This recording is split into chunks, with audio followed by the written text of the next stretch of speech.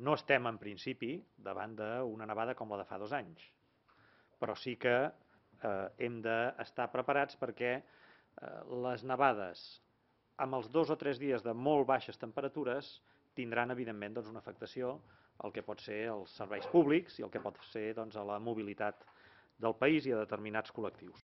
És per això que aquests dies els gestors de les carreteres estatals, autonòmiques i de la Diputació han començat a repartir sal per molts vials, amb l'objectiu d'evitar que la neu que es pugui fondre, combinada amb les baixes temperatures, pugui formar plaques de gel. 3/4 del mateix passa a la ciutat de Girona. Aquests dies, les brigades municipals han començat a preparar la sal per enfarinar els punts més delicats de la trama urbana. Ponts, carrers en pendent i altres zones de pas que quedin a l'ombra, i és que la previsió indica que les temperatures es desplomaran els propers 3 dies. Si la glaçada és d'una magnitud important i aquesta, per les circumstàncies climatològiques, que no surt el sol, es manté glaçat, aleshores en aquests espais es tallaria la circulació. Els consells i les mesures preventives també ens les haurem d'aplicar a aquells ciutadans que estiguem a casa o haguem de fer un desplaçament forçós.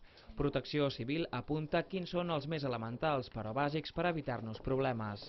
Preparant sal, fondents, tenint a punt els grups electrògens, les calefaccions, emplenar, per tant, omplir els dipòsits de calefacció, tenir tot a punt perquè quan esdevingui alguna afectació estiguin ben preparats. I per saber què passa i en funció dels esdeveniments què poder fer, pot consultar la darrera hora des dels webs de la Generalitat i també del seu Ajuntament o estar pendent d'aquesta pantalla.